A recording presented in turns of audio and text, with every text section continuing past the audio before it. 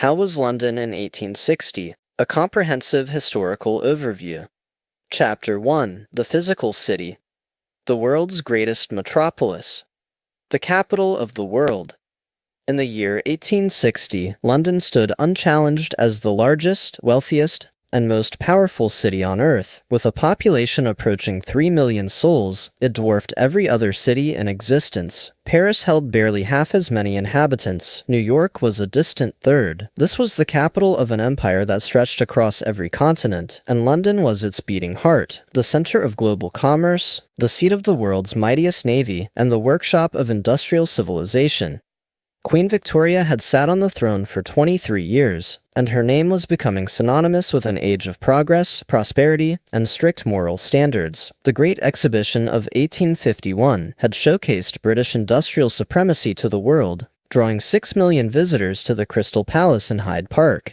That magnificent structure of iron and glass had since been moved to Sydenham, but its spirit remained. London believed in progress, in improvement, in the inevitable march toward a better future. Yet London in 1860 was also a city of profound contradictions. Alongside the grand thoroughfares and magnificent public buildings existed some of the worst slums in the civilized world. The same streets that witnessed the passage of gilded carriages carrying aristocrats also saw barefoot children begging for pennies. The Thames that carried the commerce of empire also carried the sewage of millions, creating a stench that had driven Parliament itself to flee just 2 years earlier in what became known as the Great Stink. This was London at the height of the Victorian Age, confident, powerful, transforming itself almost daily, yet haunted by poverty, disease, and social problems that seemed to grow as fast as the city itself. The River Thames. The River Thames remained London's defining feature, though by 1860 it had become something very different from the life-giving artery of earlier centuries. This was now a working river, crowded, polluted, essential, and disgusting in almost equal measure. The river teemed with traffic, great merchant ships anchored in the Pool of London below London Bridge, their masts creating a forest of wood and rope. Steamships, increasingly common, churned through the water with their paddles and screws. Lighters and barges transported cargo to and from the massive dock complexes that had transformed the riverbanks. Small boats darted between larger vessels, carrying passengers and parcels. But the Thames was also an open sewer. The waste of nearly 3 million people flowed into it through countless drains and outfalls. Chamber pots were emptied into cesspits that overflowed into the river. Factories discharged their effluent directly into the water. Slaughterhouses added blood and offal. The result was a river so foul that its smell could overpower entire neighborhoods. The Great Stink of 1858 had brought this crisis to a head. During that hot summer, the smell from the Thames became so unbearable that Parliament, meeting in the Riverside Palace of Westminster, could barely function. Curtains soaked in chloride of lime hung at windows, but nothing could mask the stench. Finally, the government authorized Joseph Bazalgette to construct a massive new sewer system that would intercept the waste before it reached the river and carry it downstream. This great engineering project was underway in 1860, creating the embankments that would eventually transform the riverfront. Bridges and crossings. By 1860, London had numerous bridges spanning the Thames, a dramatic change from earlier centuries when London Bridge had stood alone. Westminster Bridge, Blackfriars Bridge, Southwark Bridge, Waterloo Bridge, and others connected the increasingly developed South Bank to the city proper. London Bridge itself had been rebuilt in the 1830s, replacing the medieval structure that had carried buildings on its deck. The new bridge was a functional stone structure without the picturesque clutter of the old, designed for the traffic of a modern commercial city. The bridges were crowded from morning to night. Omnibuses, hansom cabs, private carriages, carts, wagons, and countless pedestrians streamed across. The bridges represented choke points in the city's circulation, and traffic jams were common. Plans were already being discussed for additional crossings, both bridges and tunnels. The Thames Tunnel, completed in 1843 by Mark and Isambard Kingdom Brunel, allowed pedestrians to walk beneath the river between Wapping and Rotherhithe. Though originally intended for carriages, it had become a pedestrian thoroughfare. Lined with small shops and visited as a curiosity, it would soon be converted for railway use, becoming part of the growing underground network. Streets and traffic. The streets of 1860 London were a chaos of activity that would overwhelm modern observers. Horse-drawn vehicles of every description competed for space on roads that had never been designed for such traffic. The noise was tremendous. Iron-shod hooves and iron-rimmed wheels on stone pavements created a constant thunder that made conversation difficult. The main thoroughfares were impressive. Regent Street, designed by John Nash earlier in the century, curved elegantly through the West End. Oxford Street was becoming the great shopping destination it remains today. The Strand connected the city to Westminster, lined with shops, theatres, and offices. Cheapside in the city remained a major commercial artery. But even the finest streets had problems. Horse manure accumulated constantly. An estimated 1,000 tons of it were deposited on London's streets every day. Crossing sweepers, often young boys, earned pennies by sweeping paths through the muck for pedestrians. The smell, combined with the odors from the river and from the various trades practiced in the city, created an olfactory environment that visitors found overwhelming. Traffic management was primitive. Police officers attempted to direct traffic at major intersections, but their authority was limited. Accidents were common. The newspapers regularly reported deaths and injuries from collisions and runaways. The streets belonged to whoever could force their way through. Railways and the Underground. The railways were transforming London in ways that were only beginning to be understood. Since the opening of the first London terminus at London Bridge in 1836, railway lines had multiplied. Great termini had risen at Euston, King's Cross, Paddington, Victoria, and elsewhere, bringing passengers and goods from across Britain and connecting to ships that reached every corner of the globe. The railways brought both opportunity and destruction. To reach their central termini, the railway companies had carved through existing neighborhoods, demolishing thousands of homes. The poor residents of these areas received little or no compensation. They simply had to find somewhere else to live, adding to the overcrowding in remaining slums. The Metropolitan Railway, the world's first underground passenger railway, was under construction in 1860 and would open in January 1863. This revolutionary line would run beneath the streets from Paddington to Farringdon using a cut-and-cover technique that required tearing up the roads above. Steam locomotives would pull the trains through tunnels lit by gas, creating conditions that passengers found somewhere between thrilling and terrifying. The railways had also created new suburbs for the middle classes. Areas like Islington, Camberwell, and Brixton were being developed with houses for clerks and professionals who could now commute to their work in the city or West End. This daily migration was creating a new pattern of London life, separating home from workplace, in ways that would have seemed strange to earlier generations. Architecture and landmarks. The architectural character of 1860 London was predominantly Georgian and early Victorian. The classical terraces of the West End, with their uniform facades and elegant proportions, housed the wealthy and fashionable. The new commercial buildings of the city displayed Victorian confidence through elaborate ornamentation and massive scale. The Houses of Parliament, designed by Charles Barry and Augustus Poggian, following the fire that destroyed the Old Palace in 1834, were nearing completion. The Victoria Tower was finished. The clock tower with its great bell, not yet called Big Ben, though the bell had been installed in 1859, was already keeping time for the city. This Gothic revival masterpiece proclaimed the grandeur of British parliamentary democracy. St. Paul's Cathedral, Wren's masterpiece completed over 150 years earlier, still dominated the skyline. Its great dome remained the city's most recognizable landmark, visible from miles away. The churches Wren had built after the Great Fire of 1666 still punctuated the city with their distinctive steeples. New buildings reflected Victorian taste for historical styles adapted to modern purposes. The Reading Room of the British Museum, completed in 1857, provided scholars with a magnificent domed space. Railway stations combined engineering innovation with architectural ambition. Banks and insurance companies built headquarters designed to inspire confidence through their solidity and grandeur. Chapter 2: The People. 3 million souls. The world's largest population. London in 1860 contained approximately 2.8 million people, making it by far the largest city in the world. This represented extraordinary growth. The population had roughly tripled since 1800. The city was growing so fast that it seemed to devour the countryside, absorbing villages that had once been separate communities and transforming farmland into streets and houses. This vast population was concentrated in an area that, while expanding, remained relatively compact by later standards. The built-up area extended perhaps 10 miles from east to west and 5 miles from north to south. Population densities in the inner areas were extraordinary. Some neighborhoods packed more than 100 people per acre, living in conditions that defied imagination. The population was surprisingly young. High birth rates and even higher death rates meant that children were everywhere. Perhaps 40% of Londoners were under 20 years of age. Large families were the norm. A woman might bear 6, 8, or 10 children, though many would not survive to adulthood.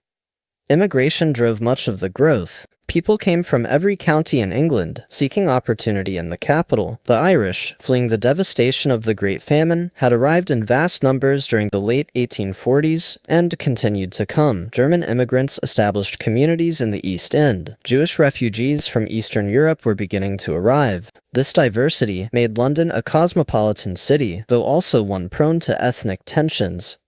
The aristocracy and wealthy.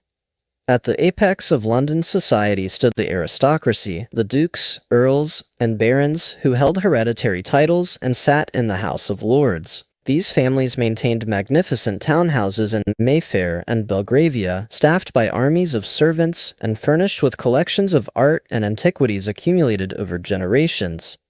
The aristocratic season brought this elite to London from their country estates. From late winter through early summer, the great houses hosted balls, dinners, and receptions. Young debutantes were presented at court, matches were made, alliances formed, and the complex dance of high society played out in drawing rooms and ballrooms. Below the titled aristocracy, but equally wealthy, were the great commercial families, bankers, merchants, and industrialists, whose fortunes might exceed those of many peers. These families lived in similar style, though their social status remained slightly inferior. Marriage between commercial wealth and aristocratic title was common, refreshing depleted noble fortunes while conferring status on new money. The wealthy lived in extraordinary comfort. Their houses featured the latest amenities: gas lighting, running water, water closets, and central heating. They employed dozens of servants, butlers, footmen, housekeepers, cooks, maids, coachmen, and gardeners. They ate well, dressed magnificently, and traveled freely. Their children received excellent educations and could look forward to lives of privilege. The middle classes. The middle classes were growing in numbers and importance. This diverse group ranged from prosperous merchants and professionals who might employ several servants to modest clerks who kept one maid of all work. What united them was a commitment to respectability, to maintaining appearances, observing proprieties, and distinguishing themselves from the laboring masses below. Professional men formed an important segment: lawyers, doctors, clergymen, engineers, architects, and the new class of managers that the industrial economy required. They were educated, often at public schools and universities, and they expected their children to follow similar paths. Commerce employed many more. Merchants, brokers, agents, and factors conducted the trade that flowed through London. Shopkeepers, large and small, served the needs of the population. Clerks in their thousands staffed the counting houses and offices where the paperwork of empire was processed. Middle-class domesticity was becoming a Victorian ideal. The home was to be a haven from the competitive world of business, presided over by a wife and mother who embodied moral virtue. Children were to be educated, disciplined, and prepared for their future roles. Servants were necessary to maintain the household and the family status. Even a modest middle-class home would have at least one. The working classes. The vast majority of Londoners belonged to the working classes, earning their bread through manual labor, skilled trades, or service. This was an enormous and diverse group, ranging from well-paid craftsmen who lived in reasonable comfort to casual laborers barely surviving from day to day. Skilled artisans, carpenters, masons, printers, tailors, shoemakers, engineers, formed the upper ranks of the working class. They earned enough to rent decent rooms, feed their families adequately, and maintain a measure of respectability. Many were proud of their skills and organized through trade unions to protect their interests. Factory workers, dock laborers, construction workers, and others performing heavy manual labor earned less and faced more precarious circumstances. Work could be irregular, dependent on season, weather, and economic conditions. A recession, an illness, or an injury could plunge a family from survival into destitution. Women's work options were limited. Domestic service was the largest employer of women. Hundreds of thousands worked as maids, cooks, and laundresses. Factory work and industries like textile and food processing employed many more. Needlework, making clothing, often in appalling conditions for minimal pay, provided income for countless women. Some had no recourse but prostitution. Contemporary estimates suggested tens of thousands of prostitutes worked in London. The poor and destitute. At the bottom of society lived the desperately poor, those who lacked regular work, adequate shelter, or sufficient food. They crowded into the slums of the East End, St. Giles, Southwark, and other notorious districts. Their lives were a constant struggle for survival. Housing for the poor defied description. Entire families lived in single rooms, sometimes sharing with other families. Cellars and attics that should never have housed humans became homes for dozens. Buildings that should have been condemned stood because the alternative was the street. Landlords crammed as many tenants as possible into every available space.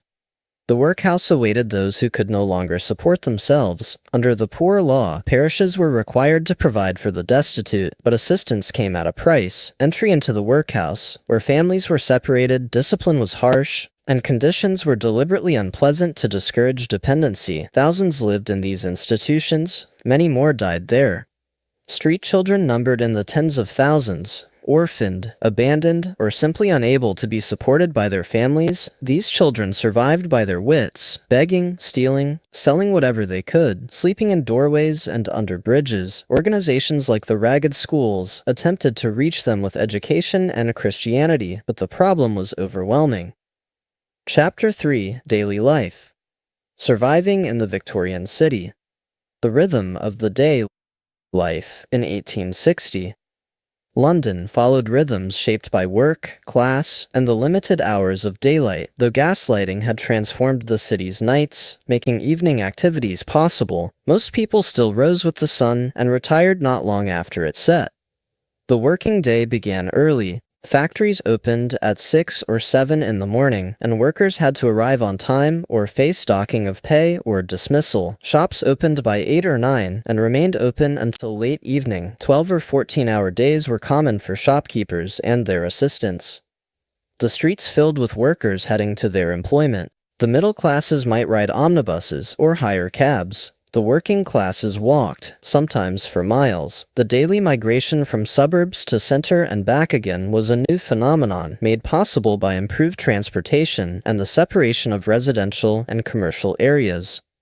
Meals punctuated the day according to class. The wealthy breakfasted late and dined later, with elaborate multi-course meals served by attentive servants. The middle classes adopted similar patterns on a more modest scale. The working classes ate when they could, often at irregular times, with meals consisting of whatever was available and affordable.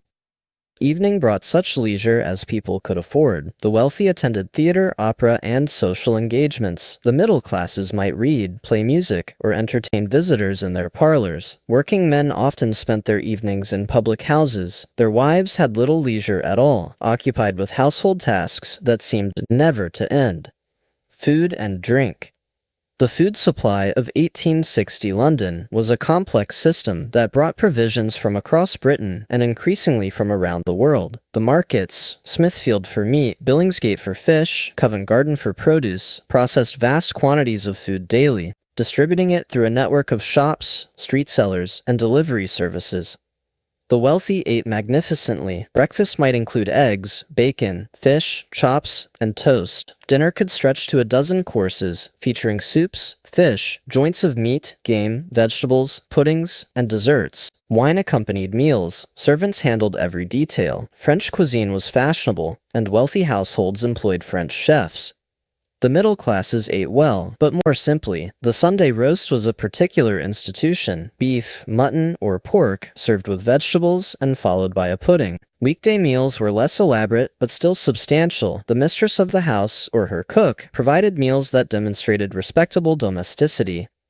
The working classes lived on plainer fare. Bread was the staple, consumed in large quantities with butter, dripping, or cheese. Meat, when affordable, meant cheaper cuts. Offal, sausages, or the tough portions that the wealthy disdained. Fish, especially cheap varieties like herring, provided protein. Vegetables were limited, fruit was a luxury. The poor often went hungry. When work was irregular or wages inadequate, food was the first sacrifice. Bread and potatoes might be all that was available. Some survived on what they could scavenge, thrown out food, scraps from markets, whatever they could obtain. Malnutrition was common, weakening resistance to the diseases that stalked the slums. Housing and domestic conditions. Housing in 1860, London ranged from palatial mansions to cellars unfit for human habitation. The quality of one's housing reflected and reinforced one's place in the social hierarchy. The wealthy occupied grand houses in Mayfair, Belgravia, and other fashionable districts. These houses might have dozens of rooms, with separate quarters for different functions: dining rooms, drawing rooms, libraries, bedrooms, dressing rooms, and extensive servants' quarters. Gas lighting, running water, and water closets provided modern conveniences. Middle-class housing was smaller but still comfortable. Terraced houses in respectable neighborhoods provided adequate space for families and their servants. The front parlor, kept neat for receiving visitors, was a particular point of pride. Bedrooms for family members, a kitchen, and perhaps a small garden completed the typical arrangement. Working-class housing varied widely. The upper working class might rent a small house or a floor of a larger building, with several rooms providing some privacy, but many working families lived in just 1 or 2 rooms, often in buildings that had been subdivided beyond reason. The worst housing defied belief. In the rookeries, the infamous slum neighborhoods, buildings that should have housed one family held 10 or 20. Rooms meant for individuals were home to entire families. Cellars, receiving no light or fresh air, housed those who could afford nothing else. Sanitation was minimal. Privies were shared by dozens. Water came from standpipes that might serve hundreds. Health and disease. Disease was an ever-present threat in Victorian London, and 1860 was no exception. Though understanding of disease causation was advancing, practical public health measures lagged behind. The result was a city where illness could strike anyone, though it struck the poor with particular ferocity. Cholera had devastated London in previous decades, with major epidemics in 1832, 1848-49, and 1854. Dr. John Snow's investigation of the 1854 outbreak had demonstrated that cholera spread through contaminated water, but this insight was not yet fully accepted. The ongoing construction of Bazalgette's sewer system would eventually end cholera's London career, but in 1860 the threat remained. Tuberculosis, called consumption, was the great killer. This slow disease claimed thousands annually, affecting all classes but concentrated among the poor. The crowded, poorly ventilated housing of the slums was ideal for its spread. Victims wasted away over months or years, and there was no effective treatment. Typhus, typhoid fever, and other fevers haunted the poor. Scarlet fever killed children. Smallpox, though declining thanks to vaccination, still claimed victims. Measles, whooping cough, and other childhood diseases killed many before they reached adulthood. Medical care was improving, but remained limited. Hospitals served the poor, the wealthy were treated at home. Physicians were increasingly scientific in their approach, though effective treatments for most diseases remained unavailable. Surgery, though transformed by anesthesia, available since the 1840s, remained dangerous because antiseptic techniques were not yet understood. Water, sanitation, and the Great Stink. The sanitary conditions of 1860 London posed one of the greatest threats to life. The system, or lack of system, for managing water supply and waste disposal created conditions that bred disease and shortened lives.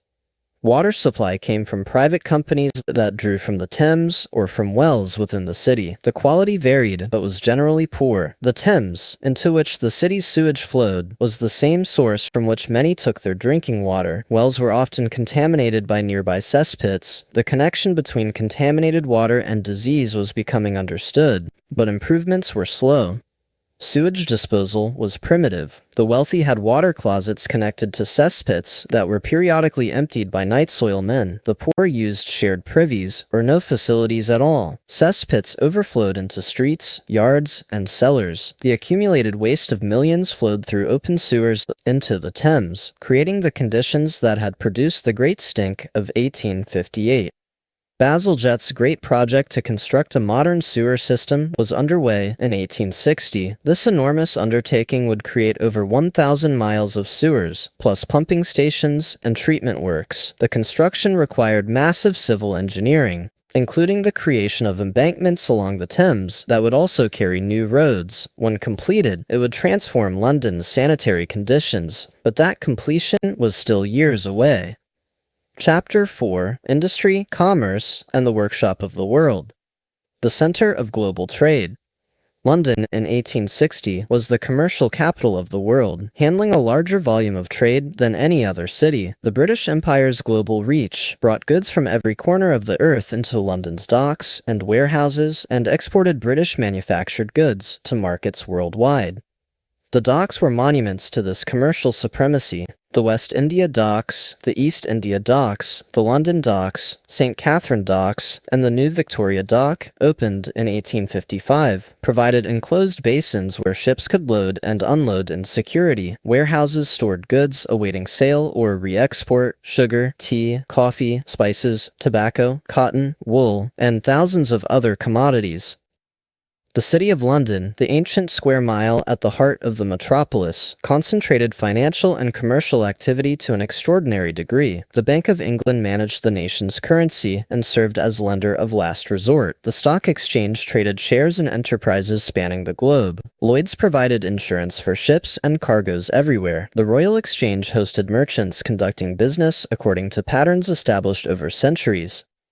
Banking and finance were becoming increasingly sophisticated. Joint stock banks were multiplying, providing services to businesses and individuals. The Bill of Exchange, the letter of credit, and other financial instruments facilitated trade across vast distances. The electric telegraph, which now connected London to much of Europe and would soon span the Atlantic, was transforming the speed at which financial information traveled.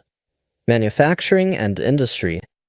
While the great factories of the Industrial Revolution were concentrated in the Midlands and the North, London had its own industrial sector. The city's manufacturing was often small-scale and specialized, producing goods that required skill rather than massive machinery.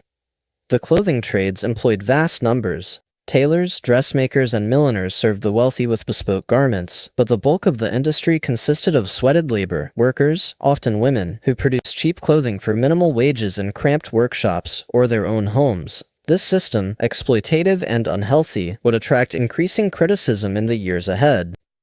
Printing and publishing were major London industries. Newspapers, books, magazines, and every form of printed matter emerged from presses concentrated around Fleet Street and its surroundings. The Times was the world's most influential newspaper. Publishers like Chapman and Hall, Bradbury and Evans, and Smith, Elder produced the works of Dickens, Thackeray, and other literary giants. Brewing remained important. Great breweries like Barclay Perkins, Whitbread, and Truman's produced vast quantities of beer for the London market and beyond. The heavy dark porter that had been London's characteristic drink was giving way to lighter ales, but brewing remained a major industry. Other industries included furniture making, precision engineering, instrument making, and countless specialized crafts. London's skilled workers produced goods of high quality for markets throughout Britain and the Empire. The working economy.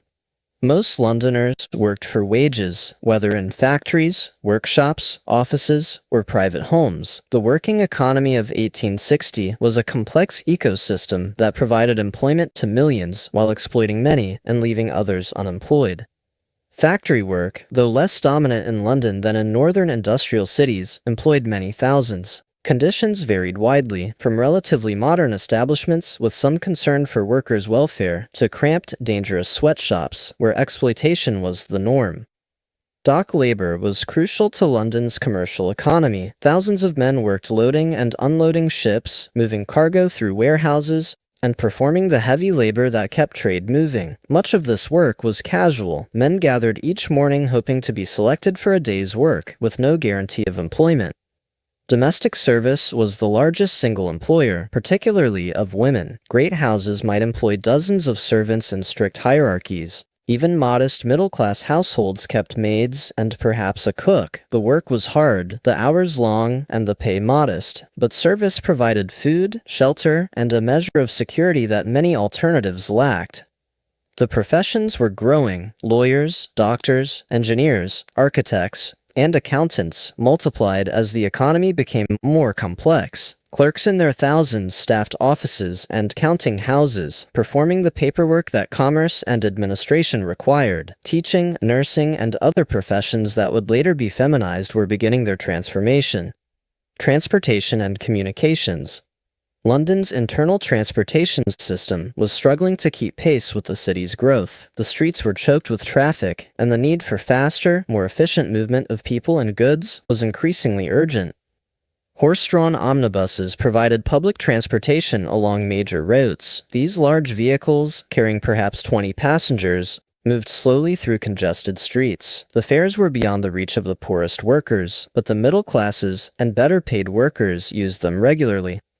Hansom cabs and four-wheeled growlers provided hire transport for those who could afford it. These horse-drawn taxis could be hailed on the street or found at cab stands. The hansom, with its driver perched behind and above the passenger compartment, was fast and maneuverable. The growler was slower, but could carry more passengers and luggage. The railways were beginning to offer suburban services that allowed middle-class commuters to live outside the central city. The Metropolitan Railway, under construction, would add underground travel to the options, but for most Londoners, walking remained the primary mode of transportation. Working people walked miles daily to and from their employment.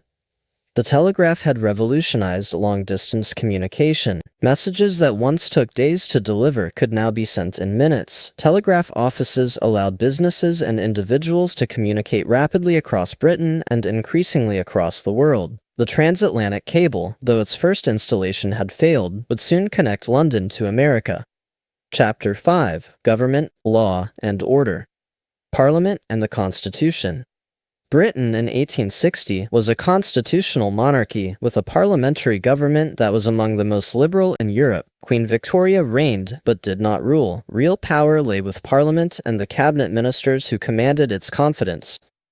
The House of Lords, comprising hereditary peers, bishops, and law lords, remained powerful but was increasingly overshadowed by the elected House of Commons. The Reform Act of 1832 had expanded the franchise and redistributed seats to reflect population changes, though the electorate remained limited to property-owning men. Perhaps one adult male in 5 could vote. Lord Palmerston served as Prime Minister, leading a liberal administration that combined domestic reform with an assertive foreign policy. The party system was still developing. Liberals and conservatives were coalescing from the Whigs and Tories of earlier generations. Political debate, conducted through Parliament, the press, and public meetings, was vigorous and consequential. London's unique position as capital meant that national politics and local concerns constantly intersected. Parliament met at Westminster, and MPs and peers maintained London residences during the session. Government offices concentrated in Whitehall. The pulse of national politics was felt immediately in the capital. Local government and the Metropolitan Board of Works. London's local government was a chaotic patchwork of overlapping jurisdictions. The ancient city of London, governed by its Lord Mayor and corporation, controlled only the historic square mile. The rest of the metropolis was divided among parishes, vestries, and boards with varying powers and varying degrees of competence. The Metropolitan Board of Works, established in 1855, represented an attempt to provide coordinated government for the growing city. This body, indirectly elected by the vestries, took responsibility for major infrastructure projects, above all, Bazalgette's sewer system. It also managed main roads, bridges, and parks, attempting to address problems that crossed parish boundaries.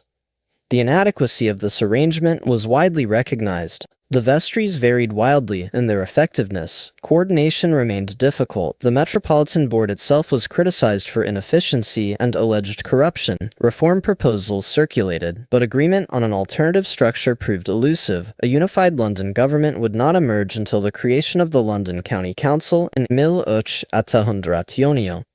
The Metropolitan Police.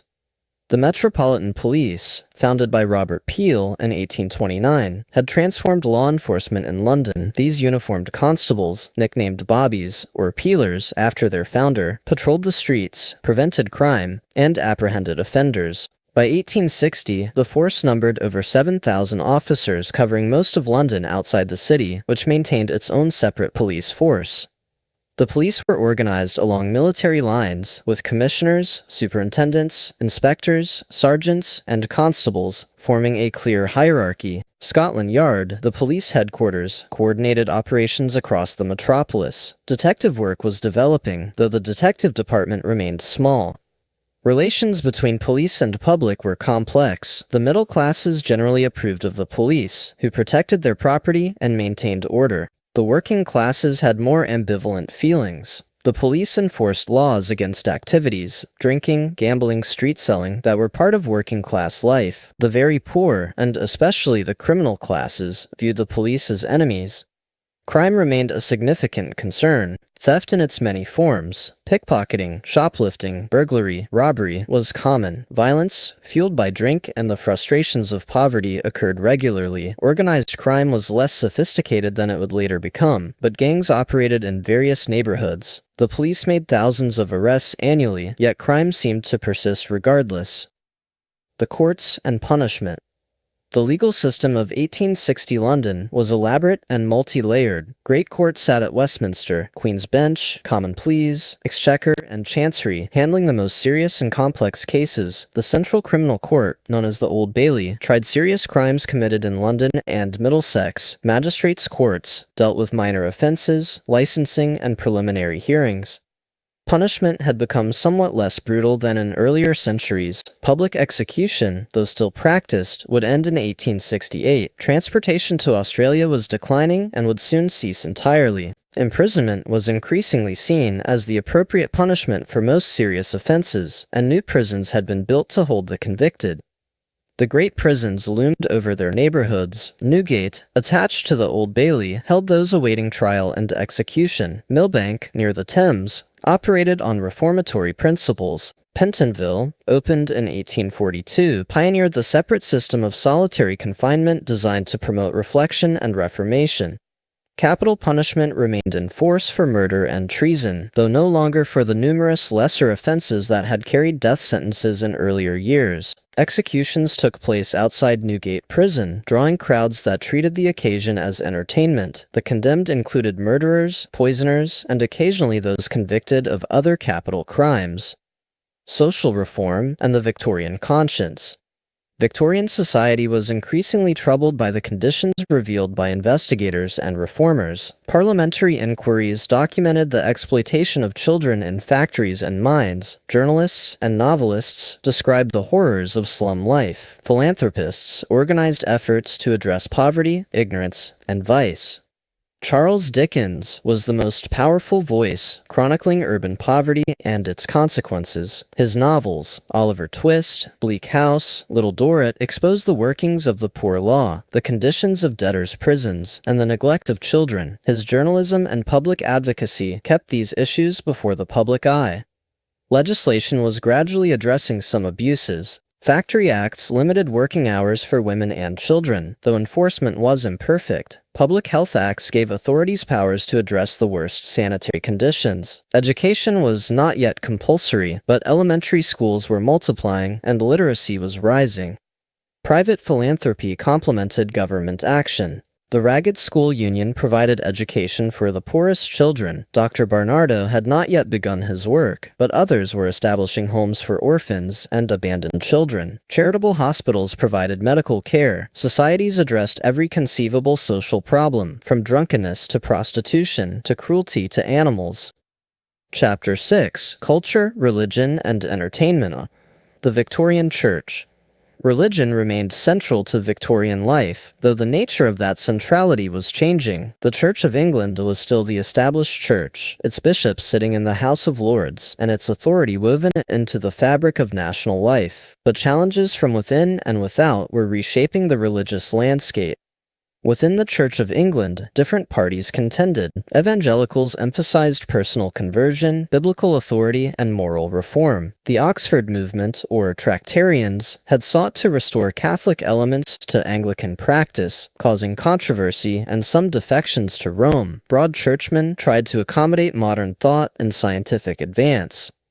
Dissent remained strong. Methodists, Baptists, Congregationalists, and other Protestant denominations maintained their own churches and institutions. Their members were often drawn from the middle and working classes, and they brought a moral seriousness to their communities. The legal disabilities that had once restricted dissenters had largely been removed. Roman Catholicism was reviving, strengthened by Irish immigration and by converts from Anglicanism. Cardinal Wiseman had been appointed Archbishop of Westminster in 1850, creating controversy but also signaling Catholic confidence. Churches and schools served the growing Catholic population. Science and intellectual life.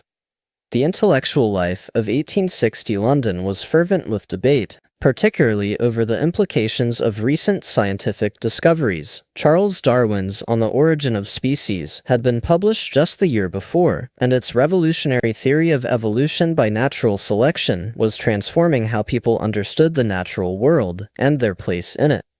The scientific community was expanding and professionalizing. The Royal Society remained the premier scientific organization, but specialized societies for different disciplines were multiplying. Scientific lectures drew public audiences eager to understand the latest discoveries. Museums displayed specimens and artifacts that brought science to life.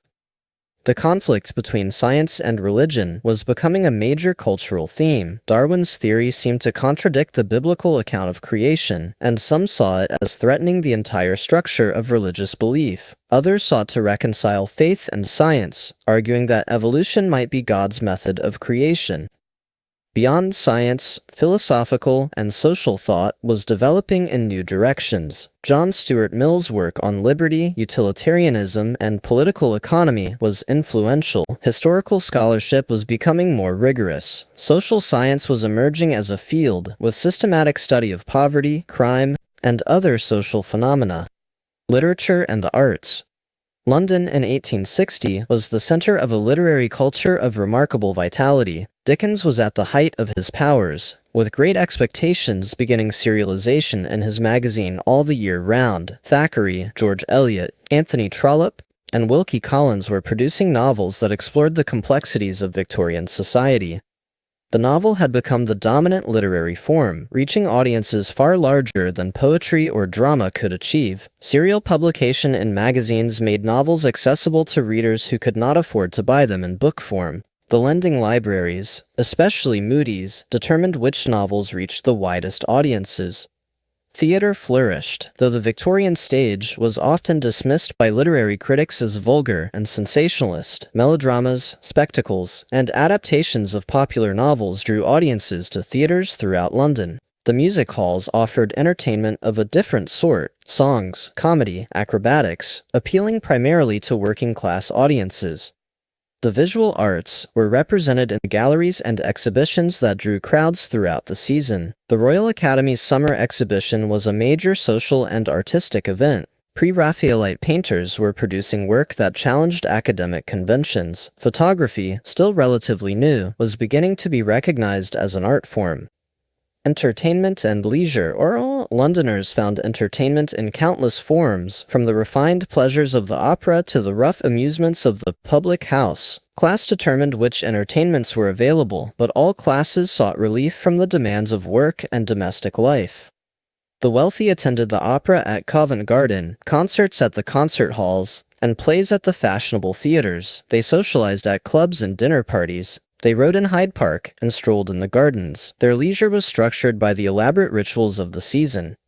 The middle classes sought respectability even in their entertainment. They attended lectures and exhibitions. They joined choral societies and amateur dramatic groups. They read improving literature and discussed it in reading circles. Music in the home, piano playing and singing, was a valued accomplishment. Working-class entertainment was more varied. The public house was the working man's club, offering drink, companionship, and escape from cramped lodgings. Music halls provided entertainment that ranged from sentimental ballads to bawdy comedy. Fairs, pleasure gardens, and exhibitions offered occasional treats. Sports were developing, but not yet organized in modern forms. Cricket was played, and the first county championship would soon be established. Football was developing, though without uniform rules. Boxing attracted followers, despite its dubious legality. Horse racing drew crowds and stimulated gambling. Conclusion. London in 1860 was a city of extraordinary energy, ambition, and contradiction. It was the largest city the world had ever known, the capital of an empire spanning the globe, and the center of industrial civilization, yet it was also a city of desperate poverty, lethal disease, and social problems that seemed to grow faster than solutions could be found. The Victorians believed in progress, and in many ways their faith was justified. The railways, the sewers, the gas lighting, the telegraph all represented genuine improvements that would transform urban life. Scientific understanding was advancing, and the benefits were beginning to reach ordinary people. Education was spreading, and literacy was rising. But progress came at a cost. The industrial economy that created unprecedented wealth also created unprecedented exploitation. The growth that swelled London's population also swelled its slums. The confidence that built the Crystal Palace also built the workhouses. The London of 1860 was in the midst of transformation. The great sewer system under construction would eventually make the city healthier. The underground railway about to open would revolutionize urban transportation. The reforms being debated in Parliament would eventually address many of the worst abuses. The children being educated in ragged schools would grow up to build a different world. But those living through 1860 could not know how the story would unfold. They knew only their own moment, the crowded streets, the polluted river, the struggle to survive or prosper in the world's greatest city. They lived their lives between the grandeur and the squalor, between the promise and the reality, in a city that was simultaneously the wonder and the shame of the age.